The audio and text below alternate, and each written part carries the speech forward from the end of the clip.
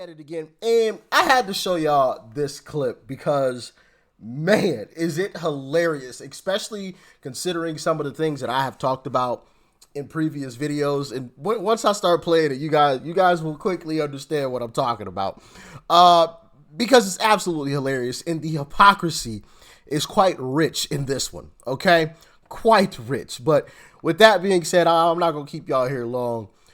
Let's dive in. The editor-in-chief of Bloomberg. I want to move on to what Donald Trump has said about an issue near and dear to both of your hearts, the issue of black Americans and Latino voters. Kamala Harris has been doing interviews on black media. Trump, though, is overperforming in polling with both groups compared to past Republicans. Here is what he said when he was campaigning in Pennsylvania. Any African American or Hispanic, and you know how well I'm doing there, that votes for Kamala, you got to have your head examined, because they are really screwing you. They are really screwing you. It is Kamala, for the record, but he is denigrating voters for making a choice that he does not like. Shelley, to you, what does he achieve with this? Well, first of all, how is he denigrating voters? He's saying that they are being, for lack of a better word, screwed. Taken advantage of. They're being taken advantage of. They're paying higher pricing. They're working class, the ones that he's talking about, working class, lower middle class. They're paying more for food, they're paying more for gas, and they're being taken advantage of. But and Shelley, over the course of 30 years, they voted. He also said that they had to have their head examined. That is not something that is a compliment. Obama just told me the same thing. Obama just told me the same thing. I've got black women telling me I'm not really he inferred them. He implied them. He certainly did. He even threatened us with, "You're lucky Michelle's not here." I mean, come on. Let's not make things up. Let's be honest here, and let's really be clear what's being said. If you're an African-American man, look, let me boil this election down in the African-American community to a very simple a reference to great Malcolm X. This race is between House African-Americans and field African-Americans. And the field African-Americans are going for Donald Trump. I'm talking about your men who build, your men who put things together, your men who work with their hands, your men who do things, not the men who push paper, or the men who are connected to power and want to continue to be connected to power. Are you denigrating African American men who are professionals who work in white collar jobs? Is that what I'm hearing from you, or no?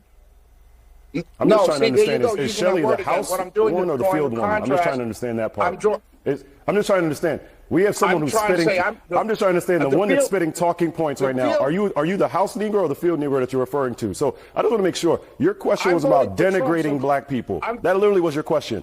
You have a Republican fool who is talking right now about. You literally just said that black men. You actually just said this is an election about House or field.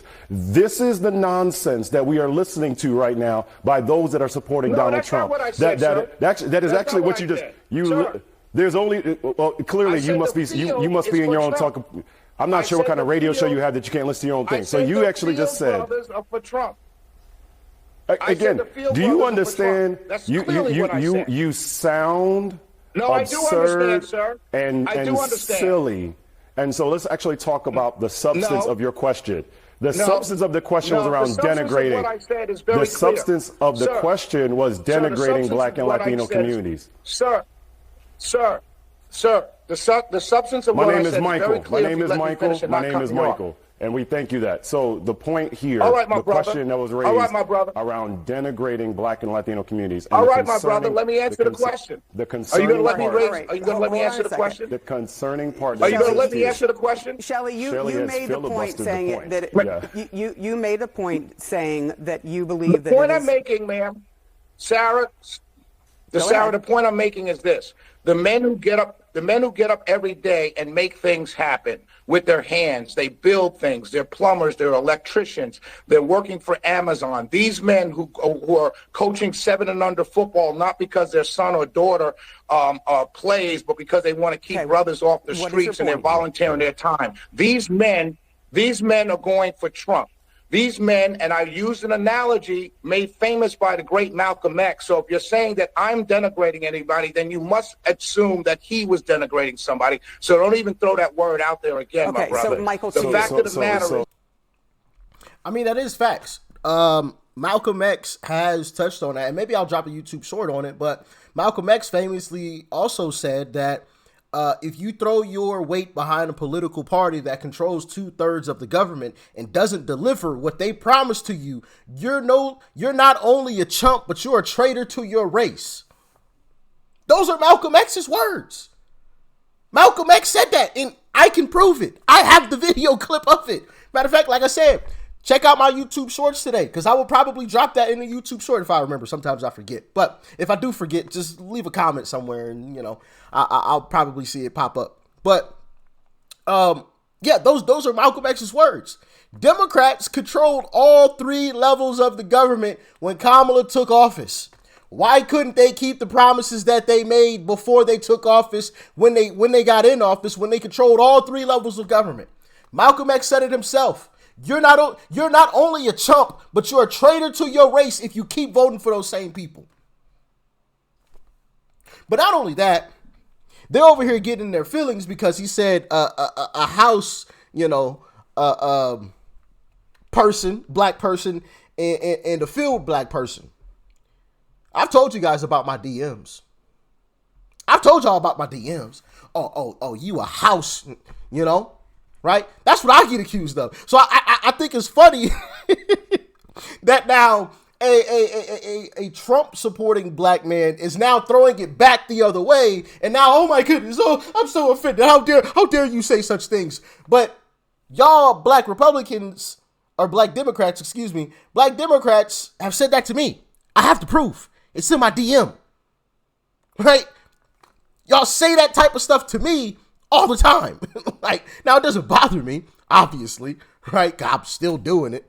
And of course, the Uncle T, which technically isn't the right name, but, people that want to call you names aren't the brightest bulb in the pack anyway. But anyway, yeah, it's just hilarious how now it's offensive, but it's cool if it's a Democrat saying it to a Republican, though. It's cool if they do it, but it's a problem if I do it. Hey, shout out to that song, too. I forgot who made that song. Anyway, but yeah, it's cool if they do it, but it's a problem if we do it. They can say, oh, you a House N-word, you this, you a Uncle T, you a, all these types of names. I can't say the one that I get called a lot, the C word, that is like that is part of, the animal that sometimes is out at night, right? Yeah, that animal, the part of it, the C part of it. I get called that all the time. It's cool if they do it, though. It's cool. It's all good. But as soon as a Republican flips it back, oh my goodness, the world's burning down. How dare you denigrate black people like that? How dare you say such a thing? It's just hilarious, man. Well, that's what you're seeing in the black community. Shelley, so I'm not denigrating anybody. We have heard the filibuster now. So the point yesterday, I answered your question. When Vice President Harris was in Detroit with Charlemagne the God, and we're talking about Detroit versus everybody. So the reference that was just made, he's essentially communicating that the people in Detroit and Milwaukee and Philly that are doing work, manufacturing jobs, putting in for their communities, are going to vote for Donald Trump, a man who has no policy, no support, who called for the death penalty on black men and has repeatedly been against us. So let's be abundantly clear. You have a choice. You can follow the rhetoric of someone who is literally calling you a house or field black man, or you can follow the black woman who was a DA an AG, a United States Senator, a Vice President, an HBCU alum, a sorority sister who is actually helping black people. This is the decision you have in 20 days. To follow people like Shelley, who is saying this rhetoric. We've heard his filibuster. How she help black people? We could listen to Shelley or to Clarence Thomas. Mr. Winter, you've had your point. I'm just trying to let both of you. Yeah, well, we really appreciate that. Thank you, sir. I appreciate that. So, like, the reality is this. You have a scenario right now where you have on one side a black woman who is saying, how do we help our communities? To your earlier question, Sarah, around how can you do both? On one side, you have Vice President Harris, who is articulating how we can help domestically and abroad. Donald Trump sent COVID tests to help Putin. So while your black family's house or field, referring to what Shelley is talking about, that's misinformation, sir. We're dying. That's misinformation. We're dying. We're dying because of Donald Trump's policies. That's misinformation. You know, it's That's amazing. Misinformation. We will focus here. We are going to leave this here. Yeah, absolutely. Michael Blake, Shelley Winter, thank you both for joining us. Why don't you correct the misinformation? Have a good day for joining us. For your radio. When the facts come, y'all remember I used to say that all the time. When the facts come out, they run. It still holds true today. When he started calling them out, oh, no, that's misinformation. Oh, no, cut it. Hey, we going to cut this segment. We got to go. We're going to get out of here. Bye. See you later. Thanks for coming on. What? Since when did they skip out on that? Like, I thought these folks love fact checking, right? And he made a great point. What has she done to benefit black people? And my thing is this.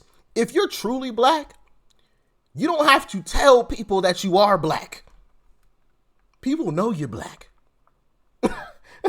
Like, you don't have to put on this show. Like, I don't have to get on here and say, yeah, I drink grape Kool-Aid and I eat fried chicken and I love me some watermelon. Like, what? Like, at every turn, she's trying to prove that she's black. Oh, yeah, I love me some collard greens. I cook collard greens for everybody. And, you know, I had so many one time I had to wash them in the bathtub. Like, what the fuck are you talking about? First off, ain't no black person washing no collard greens in no bathtub, bro. I'm telling you, if you came around my uncles with some greens that had been washed in the bathtub and you let them know about that, bruh, you getting laughed out the house. You getting laughed out, bro. They roasting your let me chill out. They are roasting your behind. Let me try to keep it PG. All right, y'all know what I wanted to say. They are roasting your behind. All right. If you come around my family, you better have some thick skin. Like they. Oh boy, especially if they found out you washed the greens in the tub, bro. Oh, man, every time you came around, they on your behind. They on your ass, okay? With all types of jokes. Oh, you better be ready. I washed the greens in the bathtub. What? Hillary Clinton, I carry hot sauce in my purse. I want to say so much, but I'm trying to keep it PG right now. I'm trying. Bruh, please. Y'all know what I wanted to say. You carry hot sauce in your purse, Hillary? My mama don't carry no hot sauce in her purse, and she black. I don't know not a single black woman that carry hot sauce in their purse, but all of a sudden, this white woman, Hillary, carry hot sauce in her purse. Man, stop it. Please.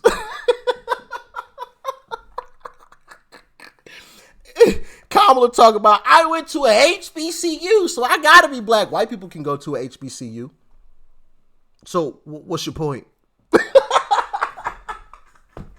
Like, if you black, stop trying to prove that you black. You don't have to do that if you truly black. But we know she ain't truly black, so that whole narrative is out the window. Nor does it matter anyway.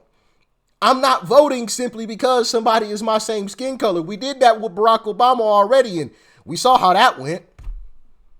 Thank Barack Obama, if anybody. That's why I think the whole Barack Obama trying to scold black men absolutely backfired, because we saw what happened. Every black person in America, maybe not every single one, but a large majority, probably 97 to 98% of every black person either voted or heavily supported Barack Obama. And what did we get in return for that?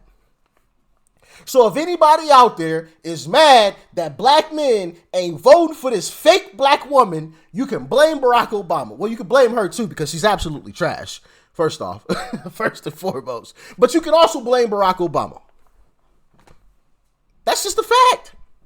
So stop trying to tell me that I should be voting for somebody simply because they're a woman or because they're black. And when I tell you no, you say that, oh, well, you just hate your own race or you just don't like women. Like, what are you talking about? That just makes no sense. That's the argument. But that's why they're losing. They have no legit argument. Zero legit argument. None. It's crazy, man. It's crazy. Like, give me a legitimate reason to vote for this woman. Matter of fact, it's too late. We 2 weeks before the election. If you had a legit reason, if they had a legit reason to vote for the woman, they would have been given it. All they have is you hate women or you hate black people. And she ain't even black. She grew up with a red dot on her forehead. And nothing wrong with being Indian. Don't get me wrong. Don't get it twisted. That's not what I'm saying. So don't nobody try to twist my words. Oh, well, now he hates Indians. Nope, that's not what I said. I'm saying she ain't black. Simple. I said it and I meant it. All right? Anyway, sheesh Louise. I just find it funny. Getting offended. When they call us that type of stuff all the time. House N-word. It's never offensive then. It's cool when they do it, but it's a problem when we do it.